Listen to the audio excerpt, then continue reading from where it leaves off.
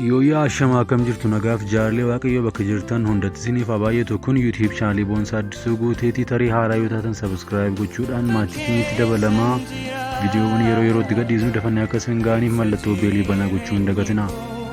Waxabajii 21 bara 2022 waldaan Macaafa Qulqulluu Oromoo guyyaa yaadannoo boqochuu Onismoos Nasiib yookaan Abbaa Gammachiis magaalaa Naqamteetti bakka abbootiin amantaa, abbootiin gadaa, hayyootni yuunivarsiitii Wallaggaa fi hooggansa magaalaaf dhaabbilee garaagaraa argamanitti yaadatameera.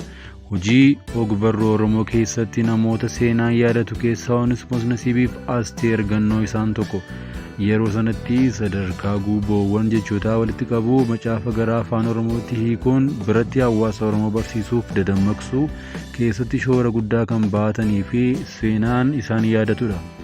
Sababa garummaatiin ijoollummaa irraa gara biyya Awurooppaa kan deeme Onismoos Nasiib macaafa qulqulluu qabachuun hojii Oromoo barsiisuu fi akka baratuuf sochii guddaa taasisaa tureera. Yeroo hojii isaanii boodas magaalaa Naqamtee keessatti kan hojjetaa turee fi akka lakkoofsa Awurooppaatti bara 1931 du'aan addunyaa kanarraa boqote. Yeroo ammaa kanas awwaalchiisaa magaalaa Naqamtee keessatti argama. Guyyaa irraa kanas waldaan Macaafa Qulqulluu Oromoo guyyaa yaadannoo boqochuu Onismoos Nasiib sababeeffachuun siidaa yaadannoo Onismoos Nasiibiif Asteer Gannoo magaalaa Naqamtee naannoo New Generation'itti dhaabuuf diizaayiniin jalqabaa qophaa'ee qooda fudhattootaaf dhiyaachuun hirmaattonni yaadaa fi qeeqa qaban dhiyeessanii irratti mari'atameera. Kanumaan kan wal qabatee waldaan warra Wangeelaa Makaana Yesuus Itoophiyaa torban macaafa qulqulluu jechuudhaan namni hundinuu afaan isaatiin wangeela lallabuu fi dhaga'uu qaba jechuudhaan kabaja torbee kanaa gochuudhaan kabajaa oolteeti. Waldaan warra Wangeelaa Makaana Yesuus Itoophiyaa akkasumas guyyaa Onismoos Nasiib Juun 21 jedhamu kabajachaa ooltee jirti.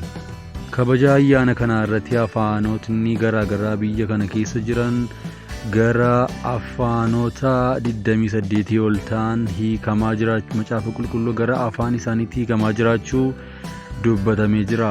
Akkasumas guyyaan Onismoos Nasiib bal'inaan kabajamaa ooluusaa odeeffannoon argame ni mirkaneessa. Waaqayyo garbummaa gaarummaatti geeddara.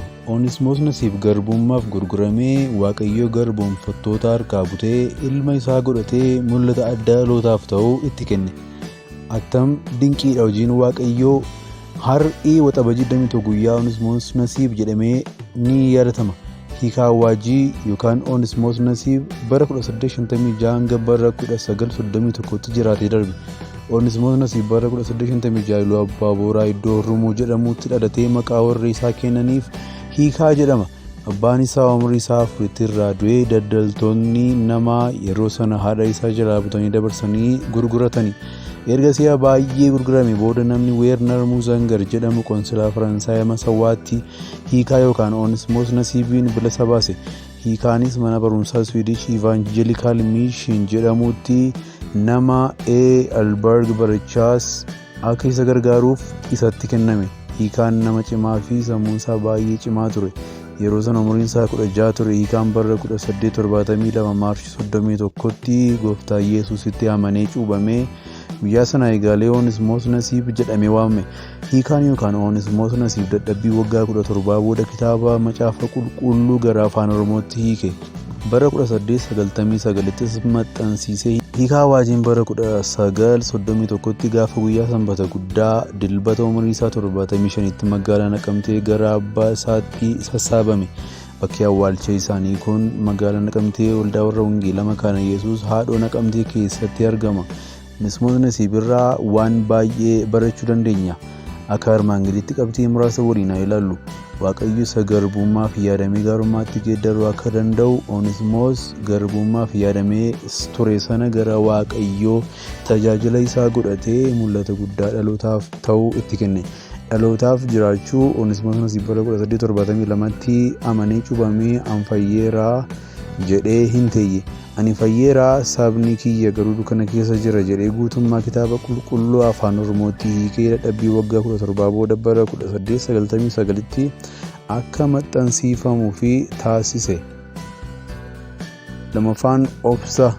Onismoos Nasiib guutummaa kitaaba qulqulluu maxxansiisuu waggaa 17 itti fudhate. waggaa 17 sanuu bara teekinooloojiin akka har'aa kanatti hin babal'atanitti kun hojii guddaa dadhabsiisaa obsa guddaa gaafatudha. Sana irratti ergaa gara biyya seenanii tajaajila jalqabanii sababa tajaajila wangeelaa kana ari'atamni guddaan irra ga'eera. Kanuma hundumaa keessaa obsaan darbanii kan biraan waliin hojjechuu, hojii hiikaa kitaaba qulqulluu fi ergasiis kitaabota kan biroo gargaarsa hiikuun hojii wangeelaa dhaqqabsiisuu irratti Asteer Gannoo waliin hojii wangeelaa babal'isuu garaagaraa hojjetaniiru. Oneesimoos Nasiib ergama Waaqayyootti kenne raawwatanii waxabajjii 21 bara 1931tti waggaa 75ffaa isaatti gara gooftaatti sassababan. Guyyaa awwaala isaanii kan sagalee Waaqayyoo lallaban luba ulee Eriksan turan. Kutaan isaan keessaa lallabanis 2 Qorontos 5:6-7 irra ture. Awwaala isaanii irratti sagaleen Waaqayyoo barreeffamee yaa lafaa dubbii Waaqayyoo dhaga'ii kan jedhudha. Ermiyaas 22:29. Sagalee Waaqayyoo dhageenye akka isaanii bara keenyatti fedha Waaqayyoo tajaajiluun dhalootaaf eebba ta'uu akka dandeenyu Waaqayyoo nu haa gargaaru. Yeroo gaarii qabaadha.